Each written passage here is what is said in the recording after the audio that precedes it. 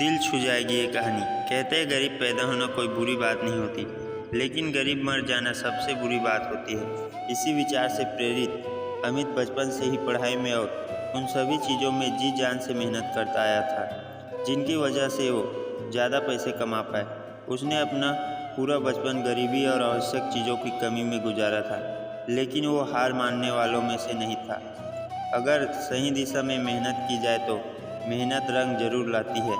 अमित भी पढ़ लिख कर इस काबिल बन गया कि उसे किसी अच्छी मल्टीनेशनल कंपनी में नौकरी मिल सके, और उसे एक अच्छी नौकरी मिल भी गई। अमित ने एक एक करके अपने सपने पूरे करने का सफ़र शुरू किया।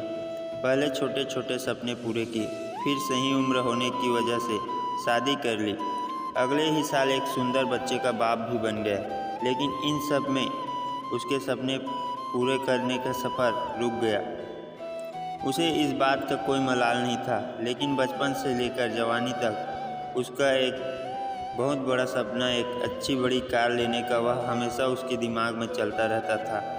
बचपन से लेकर आज तक जब भी वह किसी अच्छे कार को रास्ते से गुजरते हुए देखता तो पल भर के लिए वहीं पर रुक जाता, उसे ताकता रहता था। जैसे जैसे दिन बीतते जा रहे थे, उसका यह सपना उसे सोने नहीं दे रहा था।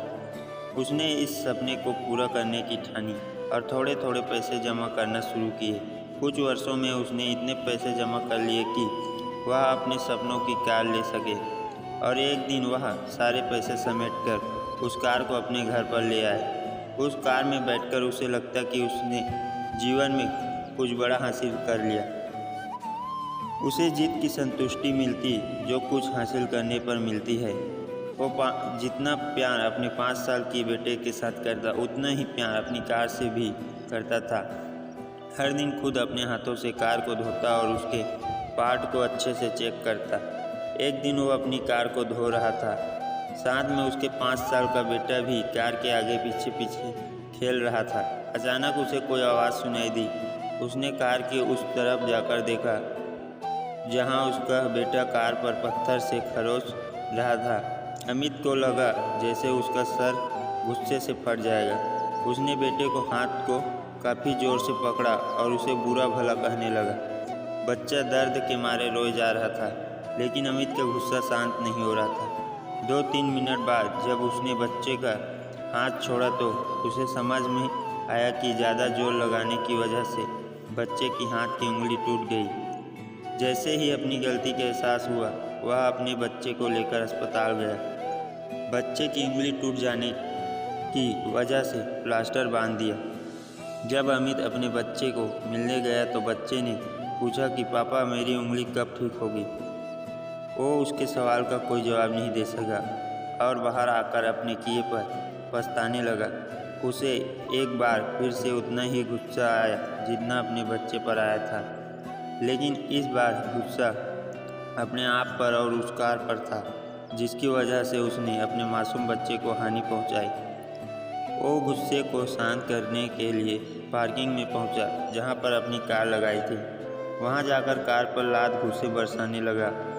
इसी बीच उसकी नज़र गाड़ी के उस हिस्से पर पड़ी जहां पर उसके बच्चे ने पत्थर से खुरेद कर कुछ लिखा था। उसने जब ध्यान से पढ़ा तो वह लिखा था, आई लव यू पापा।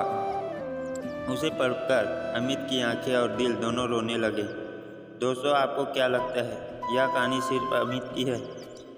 क्या आपको नहीं लगता कि यह कहानी हम में से हर एक की है? हम भी तो जीवन भर यही करते आए हैं। हम जीवन भर उन चीज़ों के पीछे भागते हैं जिनकी हमें चाहत है, चाहे वह हमारे लिए इतने महत्वपूर्ण हो, और ऐसी चीज़ों के लिए हम अपने जीवन के उन महत्वपूर्ण चीज़ों को नज़रअंदाज कर देते हैं या खो देते हैं जो हमें मिली आशीर्वाद के रूप में मिली होती है, और कितना भी पैसा खर्चा करने से भी वापस नहीं मिलती है। मैं उम्मीद करता हूँ कि इस कहानी को पढ़कर आप थोड़ी देर रुककर सोचेंगे कि आप जिस वस्तु को पाने के लिए दौड़ लगा रहे हैं, क्या वो आपके जीवन में सर्वोपरि है, या आपके जीवन में उससे भी ज़्यादा महत्वपूर्ण कुछ है जिसे आप इग्नोर कर आए हैं। कहानी अच्छा लगे तो आगे शेयर जरूर करिए।